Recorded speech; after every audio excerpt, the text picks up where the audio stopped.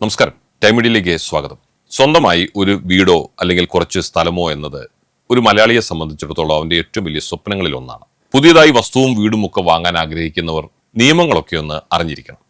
പണ്ടത്തെ കാലത്തെ ഇത്തരം ക്രയവിക്രയങ്ങളൊക്കെ വളരെ എളുപ്പമായിരുന്നു.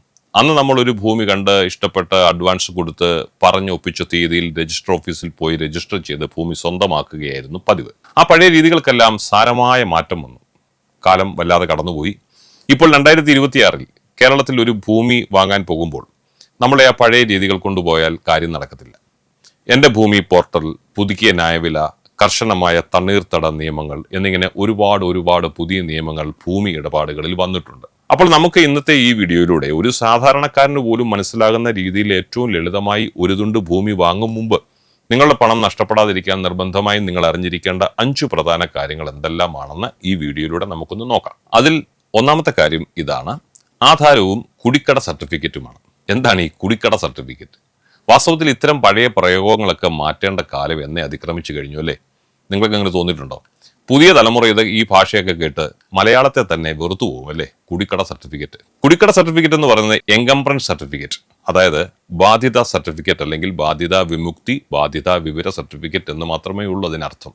അതായത് ഒരു വസ്തുവിനെ, അത് ഭൂമിയാകട്ടെ വീടാകട്ടെ, ഇത് സംബന്ധിച്ച് രജിസ്റ്റർ ചെയ്ത ഇടപാടുകളുടെ ഒരു രേഖയാണ് കുടിക്കട സർട്ടിഫിക്കറ്റ്. ഒരു നിശ്ചിത കാലയളവിൽ ആ വസ്തുവിന് മേൽ വിൽപ്പന നടന്നിട്ടുണ്ടോ, ആ വസ്തു പണയം വെച്ചിട്ടുണ്ടോ, അത് ദാനമായി നൽകിയിട്ടുള്ളതാണോ, അവകാശ കൈമാറ്റം നടന്നിട്ടുണ്ടോ, മുമ്പ് രജിസ്റ്റർ ചെയ്ത ബാധ്യതകളുണ്ടോ എന്നൊക്കെ കാണിക്കുന്ന ഒരു രേഖ മാത്രമാണ് എൻകംബ്രൻസ് സർട്ടിഫിക്കറ്റ്. ലളിതമായി പറഞ്ഞാൽ ഒരു വസ്തുവിന് നിയമപരമായ ബാധ്യതകളോ അവകാശ കൈമാറ്റങ്ങളോ ഉണ്ടോ എന്ന് പരിശോധിക്കാൻ ഉപയോഗിക്കുന്ന ഒരു രേഖയാണ് എൻകംബ്രൻസ് സർട്ടിഫിക്കറ്റ്. കേരളത്തിൽ ഇത് സാധാരണയായി സബ് രജിസ്ട്രാർ ഓഫീസിൽ നിന്നോ ഓൺലൈനായോ ലഭിക്കും. അപ്പോൾ ഒരു വസ്തു വാങ്ങുമ്പോൾ നിലവിലെ ആധാരം മാത്രം നോക്കിയാൽ പോരാ. കഴിഞ്ഞ 30 വർഷത്തെ മുൻ ആധാരങ്ങൾ, മദർ ഡീഡ്സ് നമ്മൾ നിർബന്ധമായും പരിശോധിച്ചിരിക്കണം. ചിലർ പറയും ബാങ്ക് ലോണിന് 13 വർഷത്തെ EC മതിയെന്ന്. EC എന്ന് പറഞ്ഞാൽ എൻകംബ്രൻസ് സർട്ടിഫിക്കറ്റ്, നമ്മൾ മുമ്പ് പറഞ്ഞ കുടിക്കട സർട്ടിഫിക്കറ്റ്. എന്നാൽ പഴയ പണയങ്ങളോ കുടുംബ തർക്കങ്ങളോ ഉണ്ടെങ്കിൽ അതറിയാൻ സബ് രജിസ്ട്രാർ ഓഫീസിൽ നിന്നോ ഓൺലൈനായോ 30 വർഷത്തെ എൻകംബ്രൻസ് സർട്ടിഫിക്കറ്റ് തന്നെ എടുത്തു നോക്കണം. ഈ 30 വർഷത്തിനിടയിൽ എവിടെയെങ്കിലും അവകാശികളിൽ ആരുടെയെങ്കിലും പേര് വിട്ടുപോയിട്ടുണ്ടെങ്കിൽ ഭാവിയിൽ അത് വലിയ നിയമക്കുരുക്കായി മാറാം. ഇനി രണ്ടാമത്തെ കാര്യം, 2026 ഏറ്റവും വലിയ അപ്ഡേറ്റ് ആണ് എൻ്റെ ഭൂമി പോർട്ടൽ. ഡിജിറ്റൽ റീസർവേ കഴിഞ്ഞ വില്ലേജുകളിൽ വസ്തു വാങ്ങുമ്പോൾ രജിസ്ട്രേഷന് മുൻപായി ഇപ്പോൾ ഡിജിറ്റൽ പ്രീ മ്യൂട്ടേഷൻ സ്കെച്ച് നിർബന്ധമാക്കിയിട്ടുണ്ട്. നമ്മൾ ഈ പോർട്ടൽ വഴി ഓൺലൈനായി അപേക്ഷിച്ചാൽ സർവേയർ നേരിട്ട് വന്ന് അതിരുകൾ തിട്ടപ്പെടുത്തി ഈ സ്കെച്ച് നമുക്ക് തയ്യാറാക്കി തരും. ഇതുവഴി ആധാരം രജിസ്റ്റർ ചെയ്യുമ്പോൾ തന്നെ വില്ലേജ് ഓഫീസിൽ നിങ്ങളുടെ പേരിലേക്ക് ഓട്ടോ മ്യൂട്ടേഷൻ അഥവാ പോക്കുവരവ് തനിയെ നടക്കും. വാങ്ങാൻ പോകുന്ന വസ്തുവിന് എന്തെങ്കിലും സർവേ പ്രശ്നങ്ങളുണ്ടോ എന്ന് മുൻകൂട്ടി അറിയാൻ ഈ സംവിധാനം ഉള്ളതുകൊണ്ട് ഇത് നമുക്കൊരു സഹായം തന്നെയാണ്. ഇനി മൂന്നാമത്തെ കാര്യം നമ്മുടെ ബഡ്ജറ്റാണ്. കേരളത്തിൽ ഭൂമി രജിസ്റ്റർ ചെയ്യാൻ വസ്തുവിലയുടെ 10% സർക്കാരിലേക്ക് നമ്മൾ അടയ്ക്കേണ്ടത്. അതായത് 8% സ്റ്റാമ്പ് ഡ്യൂട്ടിയും 2% രജിസ്ട്രേഷൻ ഫീസും. മറ്റു ചില സംസ്ഥാനങ്ങളിലെ പോലെ സ്ത്രീകൾക്ക് രജിസ്ട്രേഷനിൽ നമ്മുടെ കേരളത്തിൽ നിലവിൽ ഇളവുകളൊന്നുമില്ല. ഇവിടെ കേരളത്തിൽ സ്ത്രീകൾക്ക് പ്രിയദർശിനി ബസ് മാത്രമേ ഉള്ളൂ. ശ്രദ്ധിക്കേണ്ട മറ്റൊരു കാര്യം, ഈ അടുത്ത അടിസ്ഥാന ന്യായവിലയിൽ ഫെയർ വാല്യൂവിൽ 20% വർധനവ് വന്നിട്ടുണ്ട്. അതുപോലെ വാർഷിക ഭൂനികുതിയും 50% വർദ്ധിച്ചിട്ടുണ്ട്. അതിനാൽ നിങ്ങൾ വാങ്ങുന്ന വിലയാണോ അതോ സർക്കാരിന്റെ പുതിയ ന്യായവിലയാണോ കൂടുതൽ എന്ന് നോക്കി ആ ഉയർന്ന തുകയ്ക്ക് വേണം ഈ 10% നികുതി അടയ്ക്കാൻ. ഇനി പറയാൻ പോകുന്നതാണ് റിയൽ എസ്റ്റേറ്റ് മേഖലയിലെ ഏറ്റവും വലിയൊരു കെണി. നിങ്ങൾ നേരിട്ട് പോയി കാണുമ്പോൾ നിറയെ തെങ്ങും മരങ്ങളുമുള്ള നല്ലൊരു പുരയിടമായിരിക്കും അത്. എന്നാൽ വില്ലേജ് രേഖകളിൽ അത് നിലം അഥവാ കൃഷിഭൂമി എന്നാണെങ്കിൽ അവിടെ നിങ്ങൾക്ക് വീട് വെക്കാൻ കഴിയത്തില്ല. അതുകൊണ്ട് ഭൂമി വാങ്ങും മുമ്പ് ആ വസ്തു 2008 ലാൻഡ് ഡാറ്റാ ബാങ്കിൽ ഉൾപ്പെട്ടതാണോ എന്ന് റവന്യൂ പോർട്ടലിലൂടെയോ കൃഷിഭവനിലോ തീർച്ചയായും പോയി പരിശോധിക്കണം.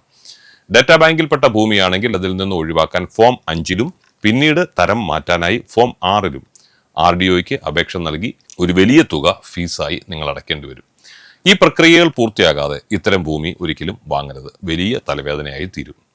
ഇനി നിങ്ങൾ പുഴയുടെയോ കായലിൻ്റെയോ കടലിൻ്റെയോ തീരത്താണ് ഭൂമി വാങ്ങാൻ പ്ലാൻ ചെയ്യുന്നതെങ്കിലോ എങ്കിൽ അവിടെ ഒരു കോസ്റ്റൽ റെഗുലേഷൻ സോൺ CRZ നിയമങ്ങൾ ബാധകമാണോ എന്ന് നോക്കണം. പരിസ്ഥിതി ദുർബലമായ CRZ 1 അതുപോലെ CRZ 3 നോ ഡെവലപ്മെന്റ് സോണിലോ പെട്ട ഭൂമിയാണെങ്കിൽ നിർമ്മാണ പ്രവർത്തനങ്ങൾക്ക് വലിയ നിയന്ത്രണങ്ങളുണ്ട്. അതുകൊണ്ട് അവിടെ പ്ലോട്ട് വാങ്ങിയാലും വീട് വെക്കാൻ കഴിഞ്ഞെന്ന് വരില്ല. കൂടാതെ അപ്പാർട്ട്മെന്റുകളോ വില്ലകളോ ആണ് വാങ്ങുന്നതെങ്കിൽ ആ പ്രോജക്റ്റിന് കേരള റേറ രജിസ്ട്രേഷൻ ഉണ്ടെന്ന് നിർബന്ധമായും നിങ്ങൾ ഉറപ്പുവരുത്തണം. ചുരുക്കത്തിൽ 2026 ലക്ഷങ്ങളും കോടികളും മുടക്കി ഭൂമി വാങ്ങുമ്പോൾ വെറുതെ ഒരാളുടെ വാക്കുമാത്രം കേട്ട് പണം കൈമാറല്ലേ.